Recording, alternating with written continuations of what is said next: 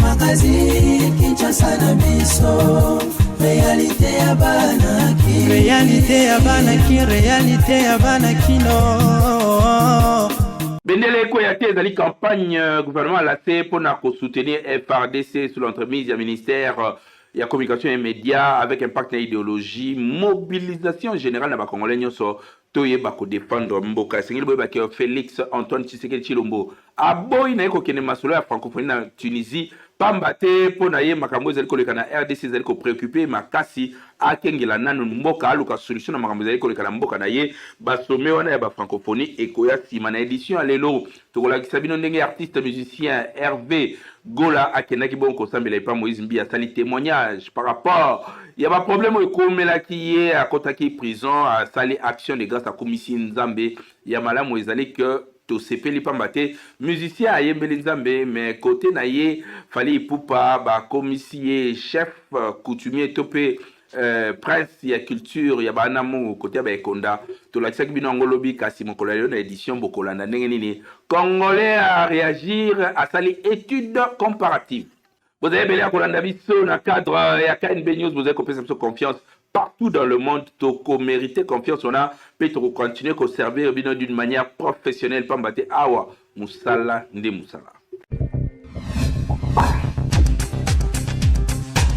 Président de la République Félix Antoine Tshisekedi Tshilombo a mandaté Premier ministre Jean-Michel Sama Lukonde kokene na Tunisie ko représenter République démocratique du Congo na compte ya masolo ya francophonie ye moko moya kende zate azali ko s'occuper na makambo oyo ezali koleka na est ya mboka na yebolanda baleta na reportage oyo. Situation ya Est République démocratique du Congo et ezali ko préoccupé chef de l'État Félix Antoine Tshisekedi Tshilombo makasi aboyi même kokende ko participer na sommet ya francophonie oyo ezali ko salamana selon basource activité oyo ekosalamana il ya Djerba kuna na Tunis esika wapi ekozala na participation ya trentaine dirigeants ya ba pays francophones pe président Emmanuel Macron président ya France na président ya Canada Justin Trudeau bango pe bazali ko participer na sommet oyo ba délégation ezali ebele plus de 89 délégués oyo bakoye na 31 chefs de l'État. Kasi tata ekolo garant de la nation Félix Antoine Tshisekedi Tshilombo aboyi kokende esika wapi atindi premier ministre Jean-Michel Sama Lukonde akende ko représenter ye na ba assise oyo poye azali na tante. Kaka na ba raison oyo ya Est République démocratique du Congo, chef de l'État déjà aboyaki kokende. Premier ministre Jean-Michel Sama Lukonde akoma kibongo na Djerba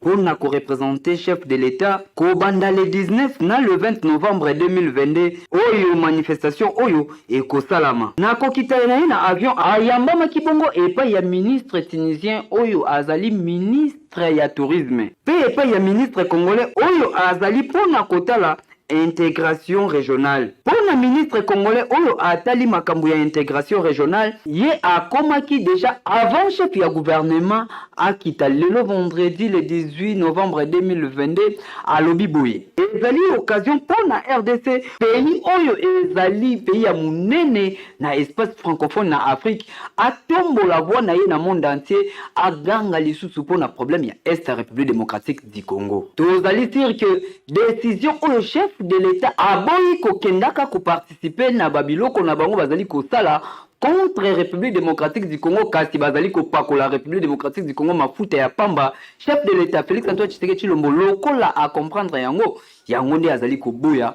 kokende ko participer. Oui, RDC ezali bongo bien représenté na forum Italia Africa Business Week oyo esalami na Italie, ministre à poste télécommunication nouvelles technologies de l'information et de la communication Augustin Kibasa Maliba azali ko représenter le gouvernement congolais na cadre ya masolo avec un partenaire idéologie ministre oyo azui temps ya ko teka RDC ya ko expliquer ba potentialité au moka o ezali na yango surtout champ libre o ezali côté ya makambo ya numérique pe télécommunication pambate ba investisseurs et sengeli ba ya ebele lisusu koya ko tondisa ba appareil awa pambate champ ezali na no libre ba détail bolanda na reportage oyo. Et bien entendu, vous l'avez dit, je suis ministre de Poste, Télécommunications et Nouvelles Technologies de l'Information. Na ba séjour na ye na Rome, capitale ya Italie, ministre ya poste et télécommunication, nouvelles technologies, de l'information et de la communication, Kiba Samaliba, accordaki pe audience moko epai ya ambassadeur ya RDC oyo azalaka na Italie. Représentant ya RDC na Italie ayaki pona ko présenter epai ya patron ya Petentik rapport ya mission na ye oyo asalaki na Milan pe Naples. Na kobima na ye ambassadeur ya République démocratique du Congo na Rome asalaki point pona koloba boye. Audience oyo ezalaki accordé pona koyebisa na patron ya Petentik visite na ye asalaki na Milan pe Naples pona kukutana pe kosolola na ba opérateur économique italien na tina ya RDC. Ba opérateur économique italien ba yebisaki ambassadeur ya République démocratique du Congo ke bazali disposé ya koya ko investir awa na République démocratique du Congo pona ko faire développer République démocratique du Congo. Et bien entendu, vous l'avez dit, je suis ministre de Poste, Télécommunications et Nouvelles Technologies de l'Information. Congo, c'est aussi, comme vous devez le savoir, énormément de ressources en termes de diamants, en termes d'or, en termes de cuivre, de cobalt. Le Congo, c'est le plus grand producteur de coltan. Les téléphones que nous utilisons aujourd'hui, c'est le Congo, pour la grande partie. Mais au-delà de ça, nous parlons, j'étais en train de parler des énergies renouvelables, nous parlons de la voiture électrique. Donc vraiment, de ce point de vue, je dois ajouter le fait qu'il y a un potentiel énorme en termes d'abord de téléphonie. Pour ceux qui sont intéressés, vous devez savoir qu'aujourd'hui, en RDC, il n'y a que 50% d'individus qui ont un téléphone. Ça veut dire qu'il y a un potentiel de 50% d'autres Congolais qu'il faut aller chercher. Bien entendu, les entreprises qui viennent sont généralement frileux parce qu'ils s'arrêtent dans les grandes villes. C'est beaucoup plus lucratif, on comprendrait bien. Mais bon, il faut aller au-delà. Et la République s'engage justement à avoir un peu investir pour que dans les milieux périurbains. Ministre ya Petentik a encouragé ambassadeur pour na koyebisa a continuer kaka na koluka ba investisseur pour na koya ko investir na République démocratique du Congo. Na maloba na ye, ministre a ebisi ete ba visa ezali disponible pour na ba investisseurs italiens nyonso tu oyo bakolinga koya ko investir awa na République démocratique du Congo. Ba visa na bango ezali déjà.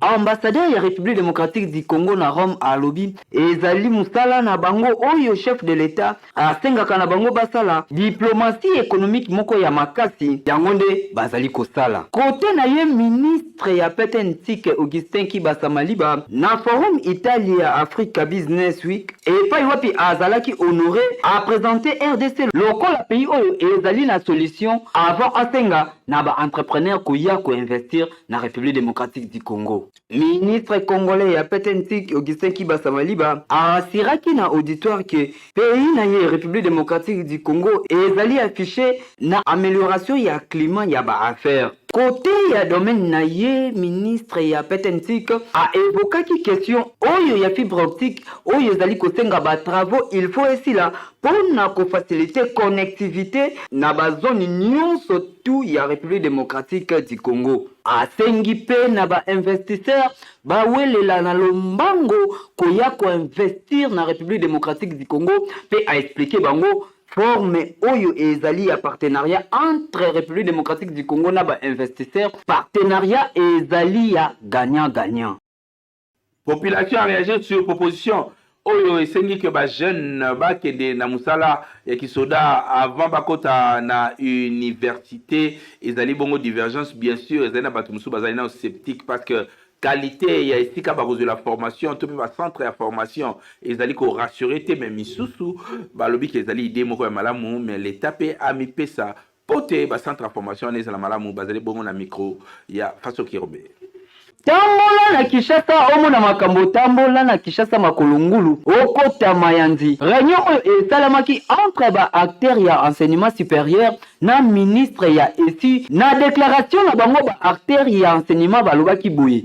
Bazali kosenga na ministre année académique oyo ezali koya bakotisa pe na programme na bango formation militaire oyo kosala ete ba étudiants babanda déjà kozwa formation pour renforcer la force armée ya République démocratique du Congo. Kasi côté na ye population ba misusu balobi ezali malamu, kasi ba misusu balobi ezali ata malamu mon côté pour ekobebisa programme ya enseignement. Idée ana eza bien pour bakotsa déjà formation. Mais pour ngai ikutu na préféré au moins baba nanga partie ya bana 6e des humanités. En termes na Rwanda bazo former bana ya école primaire. Ya 6e primaire bazo la tsabango ndenge nini ko fongola arme. Ndenge nini apandi arme et puis azongisi ya. Biso awa mingi toza ba péré. Mutako yango moni même ba kuluna bazo mata parce que batumi baza en formation mais ceux qui déjà ba formé ba jeune na biloko wana ko ça bien. Et ça même kuluna mo abimi ba jeune ba bimi ba kangi. Parce que formation militaire ndenge za boke formation là aussi sa formation ba branche zebele. Ba branche zebele nyoso ezaka ati ba ki de guerre. Ba branche zebele musu ba poza pe na service national, basala ba système en service national, musu ezali oyo génie militaire. Au moins la bango nyoso za formation mais génie militaire et ça na kati o musu donc eza ba formation zebele. Même biso na matete quand moko ezaki wana bando formé ba adjudant. Parce que so mutu déjà za 26 la formation militaire a banda rôle adjudant. Eza au moins malade.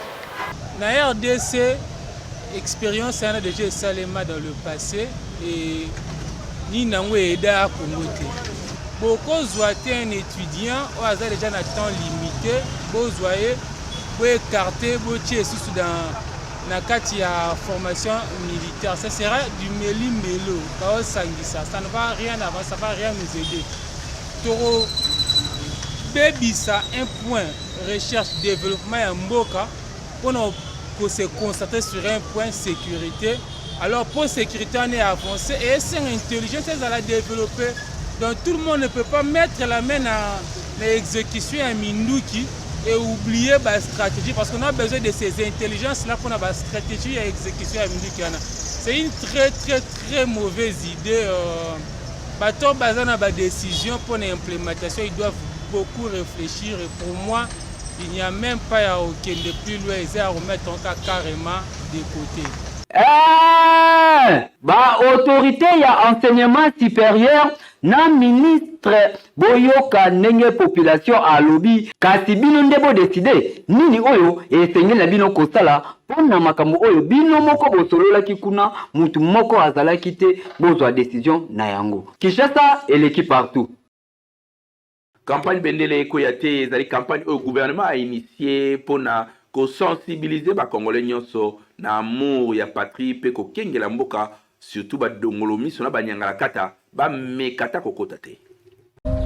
Nous devons ensemble avoir conscience que nul autre que nous-mêmes ne viendra sauver notre nation et que cela exige de chacun de nous une mobilisation tous azimuts. Peuple congolais, il est temps de nous lever, de nous serrer les coudes et d'agir pour défendre notre patrie, notre intégrité territoriale et l'intangibilité de nos frontières. La République démocratique du Congo est victime d'une nouvelle agression rwandaise et des actes criminels et terroristes du M23. Ils ont juré de compromettre l'élan de notre progrès, nous diviser et perpétuer le pillage de nos ressources naturelles. Le sang a trop coulé, de vies sont fauchées, notre faune, patrimoine mondial, est détruite. La situation humanitaire est alarmante. Nous avons un devoir sacré de résistance patriotique et populaire. Pour cette cause nationale, mobilisons-nous. Au-delà de tout clivage, y compris politique, agissons contre l'ennemi de la paix, notre cible commune. Restons vigilants. Disons non à la stigmatisation et à tout acte de violence. Exprimons toute notre solidarité aux compatriotes victimes de cette agression. Mobilisons-nous, apportant un soutien total et indéfectible à nos vaillants FARDC et à nos institutions pour rétablir la paix et la sécurité. Ensemble, défendons la patrie et gagnons cette guerre insensée du M23, appuyée par l'armée rwandaise. Battez-la Ekolo, Bendele Koyate.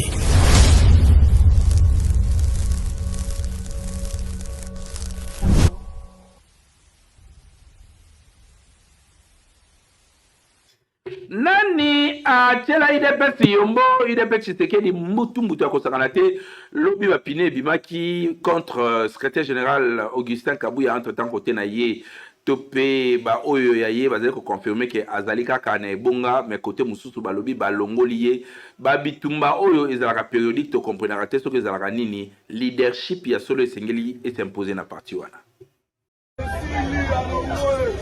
Mbutu ezali na parti présidentiel, parti cher ya chef de l'État. Après ba mois oyo ba utaki ko bengana président a ina bango Jean-Marc Kabund lelo oyo ba moto ezali kopela kuna na limete 10e mairie etika wapi bazali ko bengana secrétaire général na bango Augustin Kabuya. Raison ya ba militaire tope ba combattant ya IDPS ba lobi ete Augustin Kabuya zali incompétent pe azali ko faire traîner ba dossier na bureau na ye inutilement.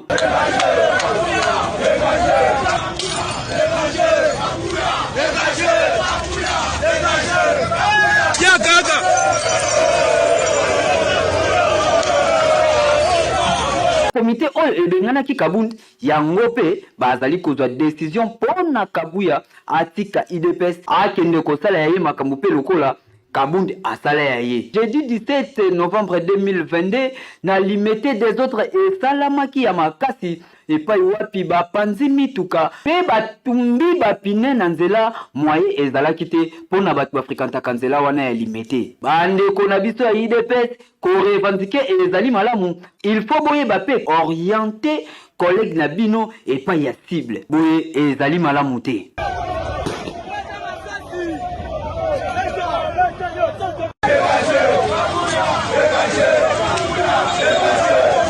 Appelle les amis du docteur Jérôme Sokolo, basalisa ki bongo dépistage volontaire na bandeko ebele pe bapesa ki badon ya bakisi weekend oyo na matete le kana ki ndenge nini reportage signé Fabrice Kirobé. Notre sortie officielle il y a 2 semaines. Après 2 semaines, il y a sortie officielle na bango asbe les amis du professeur docteur Jérôme Sokolo na partenaire na ye la firme Chalina ba organisaki dimanche oyo 13 novembre 2022 campagne moko ya dépistage pe ya kokabola ba kisi ya ofele et pa ya moto nyonso tu oyo alekaki wana pona kosalisa ba examen et sengeli toyeba ba papa ba mama pe ba artiste ya mboka oyo ba alekaki pona kosalisa ba examen koyeba état de santé na bango. Événement oyo esalamaki na terrain ya Tchobo na Matete et pa wapi campagne oyo esalamaki avec impact na idéologie na miso ya population ebele pe na baminganga ya lolenge la lolenge oyo bazalaki na activité oyo. Docteur Jérôme Sokolo ye alobaki boye activité oyo ezali na cadre ya ko soutenir vision ya chef de l'État tope ya gouvernement oyo ezali na société population congolaise bazala malamu benzoto ezala makasi. Na simana yango coupure ya riban esalamaki pa ya médecin chef de zone ya commune ya Matete.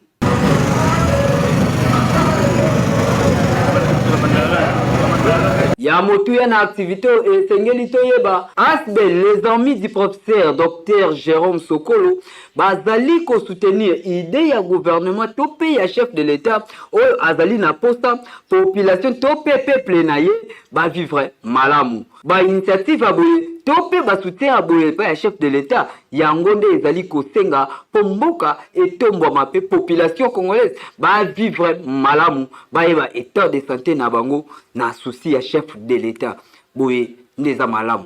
Oui.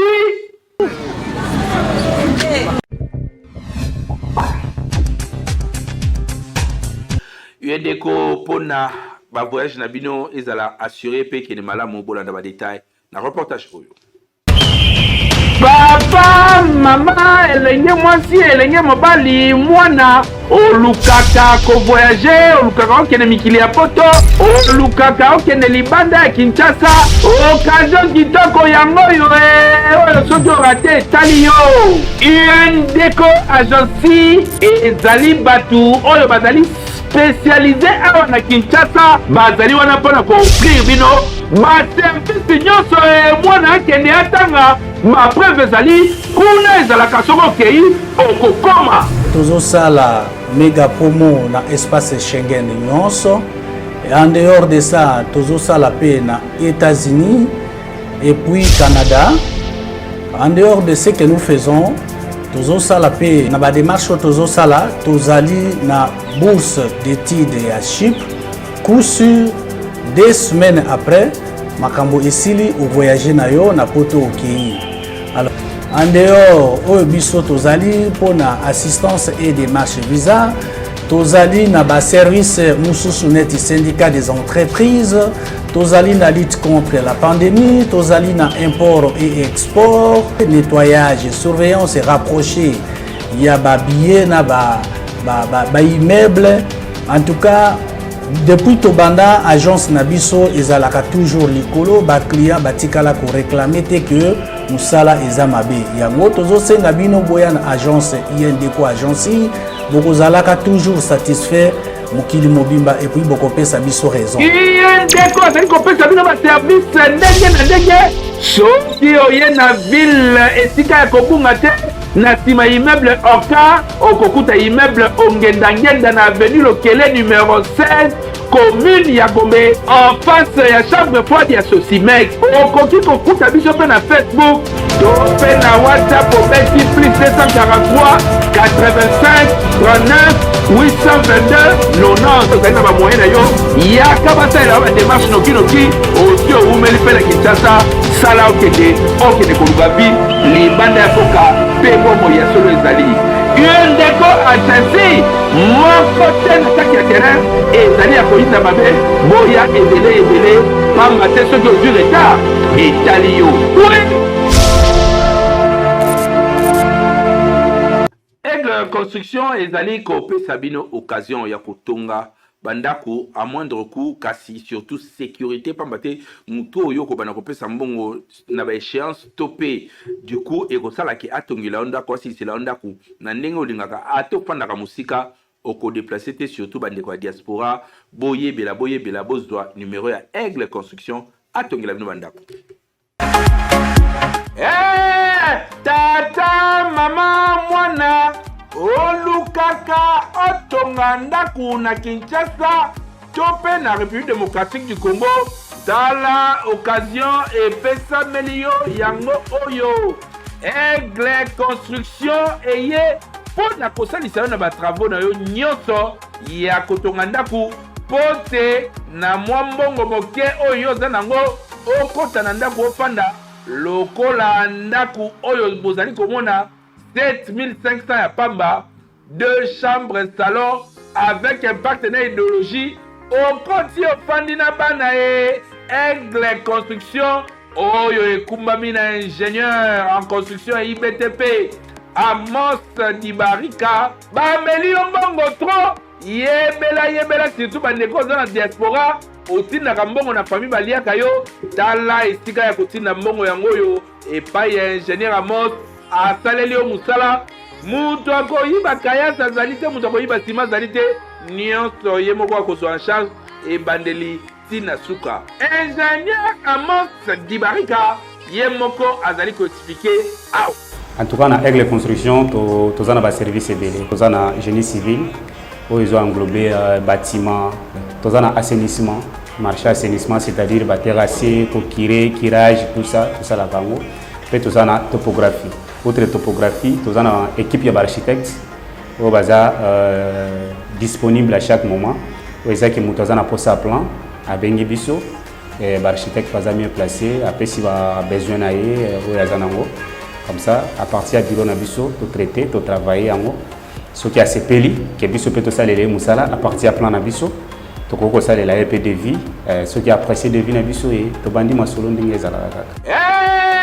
Ceux qui ont eu consommé service, Oyo Bengal plus 243 89 74 72 812. Tope ok na bureau na bango ya Aigle construction et zomi na boulevard Lumumba pembeni ya Apocalypse 22 na machine à sans fil et sikanini ba kozwela yo solution pour na ndako na yo umela mbula na mbula etina kate ba kosala expertise pe basiliseli yo musala nyonso kitoko osepeli mbala moko. Tala mutu akoki kosalisa yo ozalaka na tante opesi ye mbongo obosani ozeli jour musala ekosila oyo okoti na ndako ofandi. Oyo elonga te elonga.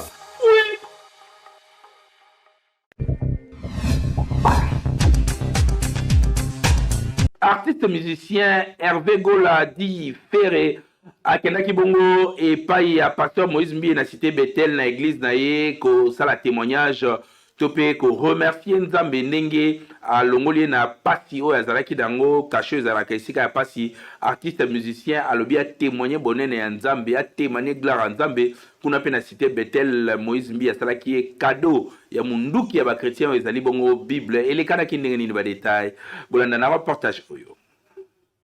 Ferregola qui est là. Jésus le Nuance Ferregola a azalaki bongo jeudi le 17 novembre 2022 na église cité Bethel epai ya pasteur Moïse Mbie et sika wapi a participaki na culte ya cité Bethel. Tangu bapesi ye micro Jésus le Nuance alobi boye. Bandeko, alléluia. Vraiment, koya nangai lelo ezali pona ko remercier bino et puis pona kobondela Nzambe esika nazalaki esika ya pasi bobondelaki pona ngai et nalobaki nakoleka ndenge wana te mokolo nakomaki fale na kita na ya tobondela elongo mais mbula ezalaki makasi mais lelo mbula ebeti na bina se ya mbula na kokoma pona ya tobondela elongo na epike na cité Bethel botikaki ngai te pasteur Moïse atikaki ngai te bino bandime botikaki ngai te. Merci mingi Nzambe apambola bino koleka lisusu. Participation na culte na ye ya jeudi ezalaki pona koya ko remercier ba membre nyonso tu ya église cité Bethel oyo batikaki ete pendant azalaki na moment ya pasi kuna na prison na France batikaki ete na mabondeli azalaki kobondela pona ye à tout moment po azala libéré. Na yango jour azongaki alingaki akita pona ko participer na culte ezalaki projet na ye depuis azalaki libanda mukolo oyo akwenyata mabele ya Kinshasa akokota église cité Bethel pona kosambela pe ko remercier ba membre ya cité Bethel. Kasi mbulande esalaki mwa kokoso lokola ebetaki kobanda tongo tibutu nde empêchaki ye akota. Kasi décision na ye lokola esi azwaki ya koparticiper na culte ya cité Bethel yango ayaki lobi. Na sima na yango Jésus de Nuance akumisaki Nzambe na loyembo la voix digitale asepelisaki ba membre nyonso tu ya cité Bethel. Bolingo nanga na Yesu e bolingo ya suka te oh bolingo nanga na Yesu e bolingo ya suka te ababetaki e ponanga e bakangaki e ponanga o bafingaki e ponanga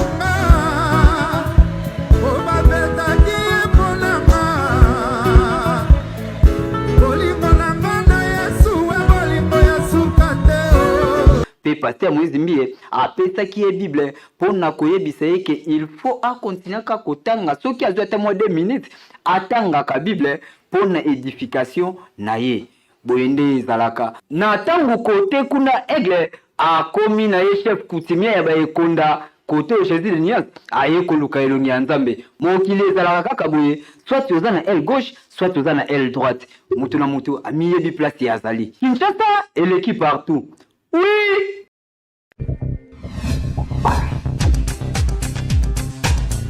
Mboka bana TikTok ezali bongo marque na biso kan beto pesa bino po boye ba pe o eleka na ba réseaux sociaux.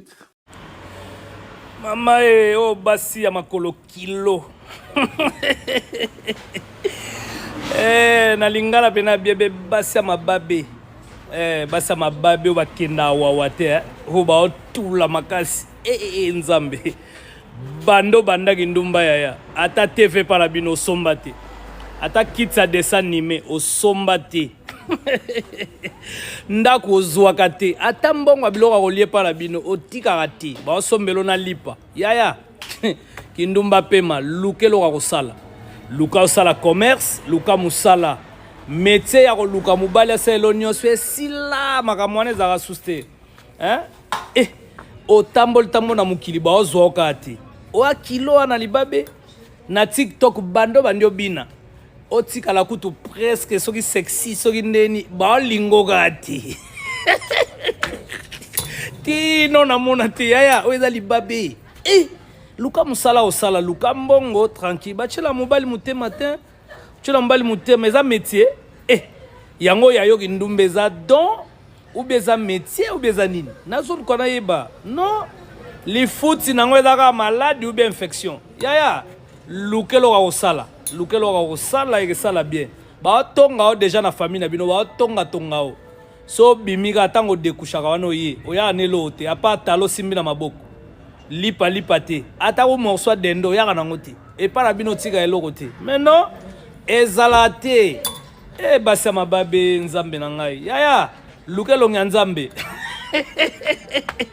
bando bandaki ndumba TikTok tolembi yo na TikTok obini mingi otoki mpe mingi mobali oyaka te yaya église kuto sambela na minoko nyonso tia langue yo sambe atina ki chinois mobali oya te libabe kotula pasi luka mbongo di telema ko luka mbongo baninga no baoteka makalo leki baona ni baoteka fufu leki baona ni boniko to mona baninga pe baoya balakisa bakabelo ba publicité bato baoteka TikTok eko bongisa bato pe na affaire na ko luka mbongo eloko osala chango na TikTok yaya pardon pardon ko lobisanga te tika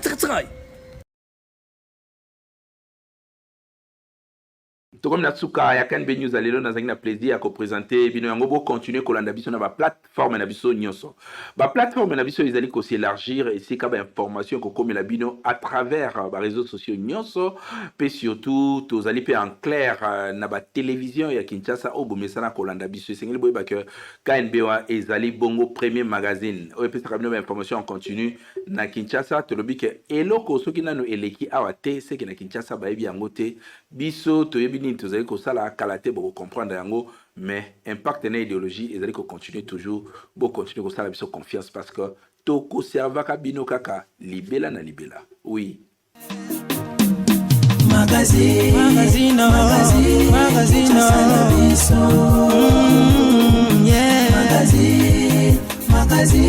Kinshasa na biso réalité ya